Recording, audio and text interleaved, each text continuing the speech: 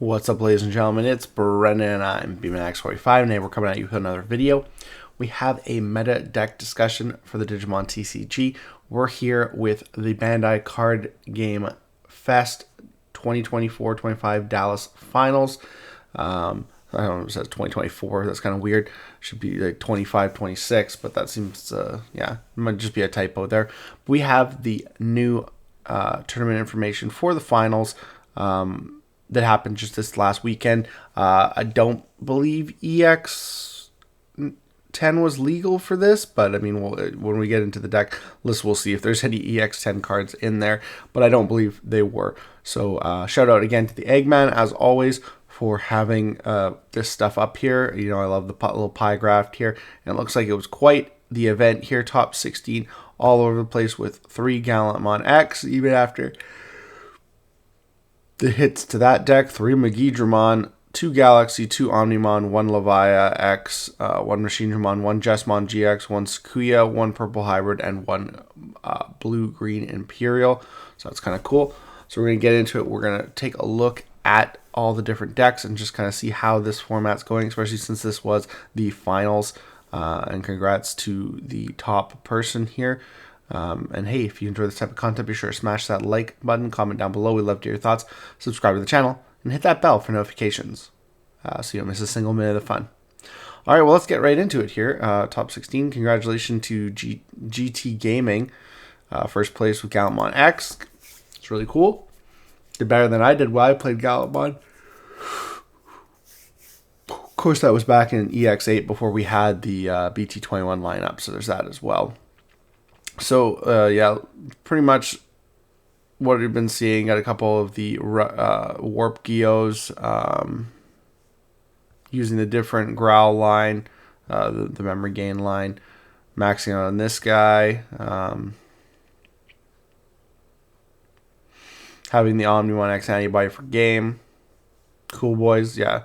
So, yeah, this is kind of what we have come to expect from the deck.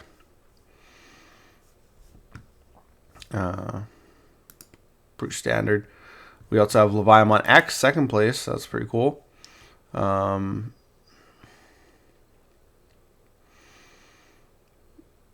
again, pretty much what we've come to expect from this as well.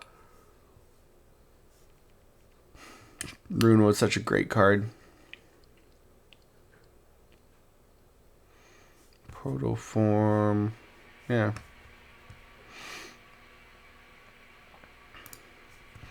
Galaxy's nice. You see Galaxy do another cool top, and let's see if it's, yeah, it's using the new stuff. So the Crestmon, Dianamon, no Uko engine anymore. With the new support we got in BT22, it really filled out the line.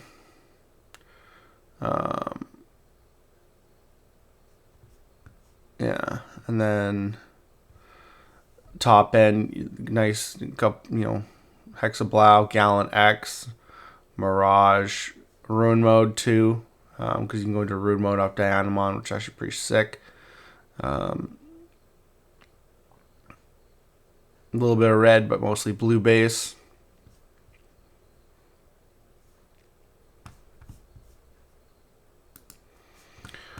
Next up, Machinedramon, 4th place. That's so cool. This is a DM trait or a, yeah, it looks like this is definitely a DM trait. Machinedramon, the low end's pretty cool. Like a lot of the DM stuff, level 3s, level 4s, and then obviously because of it, you're limited to your level 5s that are DM trait, basically. Also playing Blitz Greymon Ace. That's kind of cool. Invisimon as a high end. And then Machinedramon. That analog youth maxed out. And one of each of the analogs. So that's really cool. That is definitely a really cool build. I wouldn't mind trying this one. We have the Blue Green Imperial. Looks pretty standard. Playing Hexablau. and medieval, and all the one starter dragon modes and the BT60 one. So yeah, pretty standard for that deck lineup. Still a good deck, still a really good deck. We got Digimon X still fighting hard even after its hit.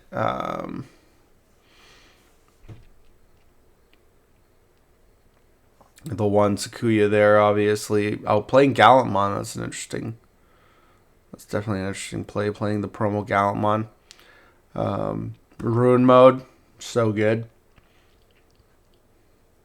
Actually playing offensive plugins, so that's kind of cool.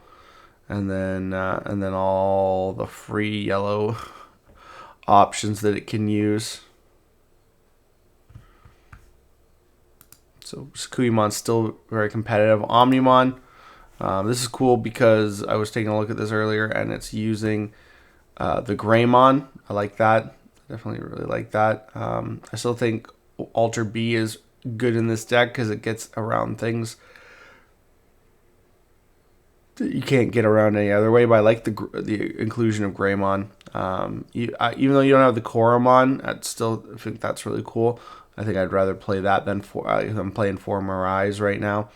This guy's playing a little bit more Ty and Matt. I still think even if you're playing the Greymons, you don't need more than 2 or 3 copies of this. This card's nice, but it's just it's very interesting. But I like it. Focusing really in on the Alter S here, getting that OTK play, which is only the right move if you can maintain turn, really. Megidramon, we have our first Megidramon deck. Playing the EX3 on deletion guy. It's kind of interesting. Kind of feels wrong. And then maxing out on these guys, and then you can only play one of these guys, so it's whatever. And then playing this Growl at 1.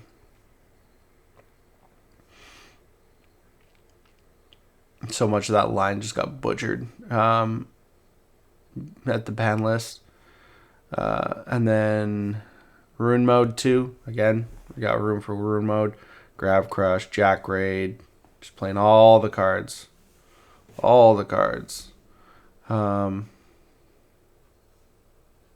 Yeah. And then Chessmon, which is probably going to be like more of the Gankumon. Yeah, so playing a lot of Floodgates. Ugh. To just shut down your opponent, because you can just play Floodgates and then go into Ganku X and give the board immunity, which is gross. That's such a gross combo. So gross. Ugh. Makes me queasy just thinking about it. Another Omnimon here. Pretty similar. Except for playing more Uko and less Matt and Ty. Also playing less Omnis. Playing 3 and 3. I like 3 and 3. And then 1 of that. And then, like I said, I like the Alter B as well. Just because it has its uses. And then, where are we at? Omnimon. Another Megidra. Probably pretty similar. Well, this one's running Ginkakumon promo. That's kind of cool. There's a level 4 option. And the Skull Greymon. I never really got that one, but so you can see there's a little bit of variety in there. You got another Galaxy. See, this guy's actually playing Apollomon stuff, so he's playing less of these guys. I'm playing 1 Grace Novamon, so it's going for the actual like high end. So that's interesting. Still same amount of like red cards low end, and then of course the superior mode, which is an interesting concept as well.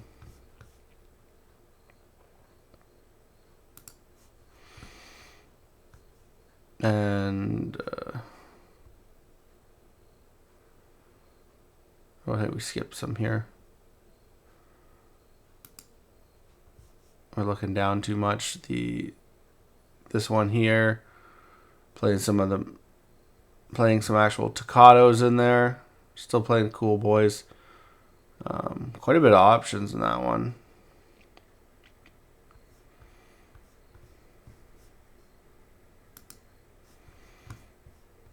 And this was the other Digimon here.